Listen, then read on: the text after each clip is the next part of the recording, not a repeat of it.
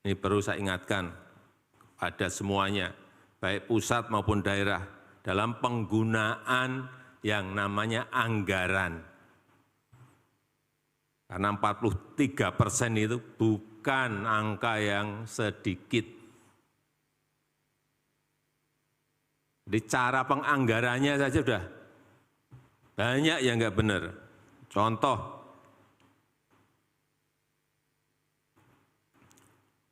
ada anggaran stunting, 10 miliar. Coba cek, lihat betul. Untuk apa 10 miliar itu?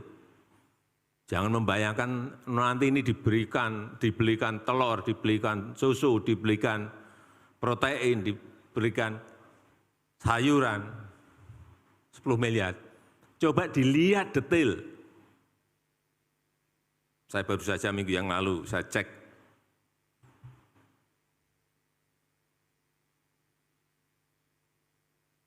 Di APBD, Mendagri, coba saya mau lihat. 10 miliar untuk stunting. Cek. Perjalanan dinas 3 miliar. Rapat-rapat 3 miliar. Penguatan, pengembangan apa-apa, bla bla bla, 2 miliar. Yang benar-benar untuk beli telur itu enggak ada 2 miliar.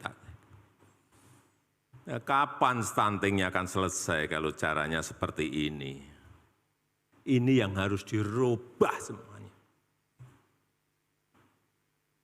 Kalau 10 miliar itu anggarannya, mestinya yang untuk lain-lainnya itu 2 miliar. Yang 8 miliar itu ya untuk langsung telur, ikan, daging, sayur, berikan ke yang stunting.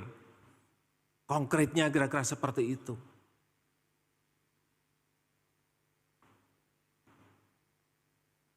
Pengembangan UMKM, ini ada di APBD, enggak usah saya sebutkan di kabupaten mana.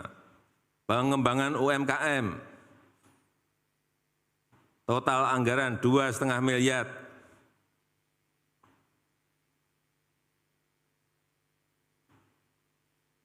$2,5 miliar untuk pengembangan usaha mikro, usaha kecil. 2,5 miliar. 1,9 itu untuk honor dan perjalanan dinas. Ke situ-situ terus sudah.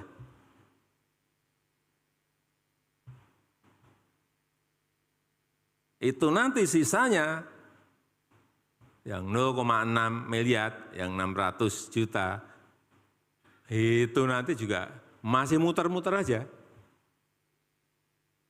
Pemberdayaan, pengembangan, istilah-istilah yang absurd. Tidak konkret, langsung aja lah. Itu untuk modal kerja, untuk beli mesin produksi, untuk marketing. Ya kalau pengembangan UMKM mestinya kan itu. Untuk pameran, jelas. Ini tugas BPKP. Bapak Ibu sekalian, tugas BPKP sekarang mulai harus orientasinya ke situ. Orientasi hasil, arahkan daerah, pusat, semuanya, BUMN, kementerian, lembaga, hal-hal yang konkret. Biar apa? Produktif.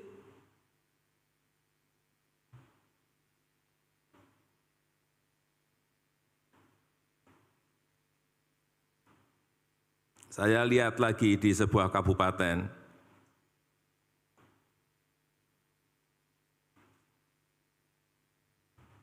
pembangunan balai penyuluh pertanian.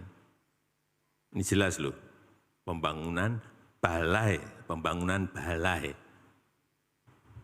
Tapi saya lihat senyum-senyum berarti sebetulnya di BPKP udah ngerti semua ini sebetulnya.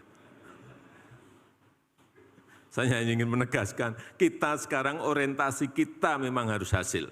Kalau kita mau bisa bersaing dengan negara-negara lain. Pembangunan balai untuk membangun dan merehab balai. Jelas. anggarannya 1 miliar. Saya cek lagi ini apa tuh kok 1 miliar. Kecil, udah kecil pun saya lihat. Kecil, wah ini kalau mestinya kalau 1 miliar ya 900 juta yang untuk rehab.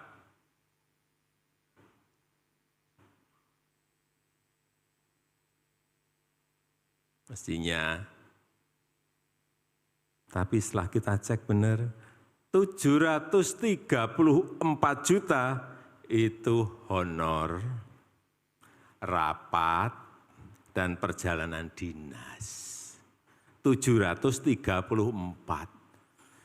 Artinya 80%. Ini udah nggak bisa lagi Bapak Ibu sekalian.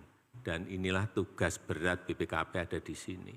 Begitu bisa membalikkan 80-nya yang untuk konkret, 20-nya yang untuk honor, perjalanan dinas, rapat, itu baru. Anggaran APBN, anggaran APBD itu produktif.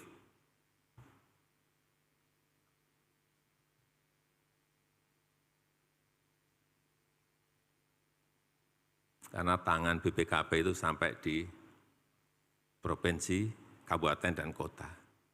Artinya bisa mengawal, bisa mengawasi, bisa mengarahkan. Dan ya enggak pusat, enggak provinsi, kota, dan kabupaten itu dengan BPKP itu takut. Segen dan takut. Gunakan ini untuk kebaikan negara. Contoh lagi, kita kan tahu masih banyak kemiskinan. Daerah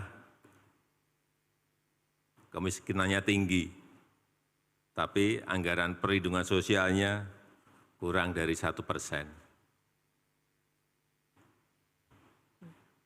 Mestinya itu diprioritaskan dulu. Hal-hal seperti ini yang perlu diawasi betul, diidentifikasi masalahnya, berikan rekomendasi, dampingi, kawal, agar betul-betul anggaran kita ini produktif betul. Sekali lagi kita ini bersaing dengan negara-negara lain. Dan kita beruntung pertumbuhan ekonomi kita kalau di G20 itu masuk 2 besar terbaik.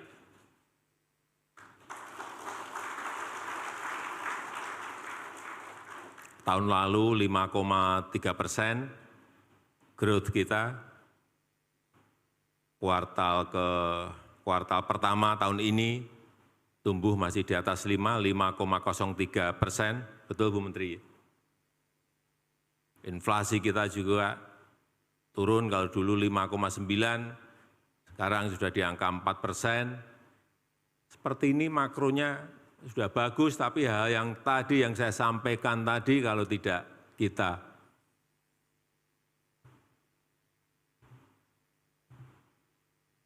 awasi, kita dampingi, kita kawal.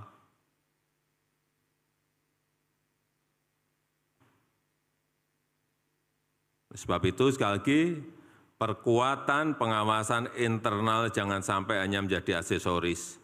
Dan juga enggak usahlah ada data yang ditutup-tutupi.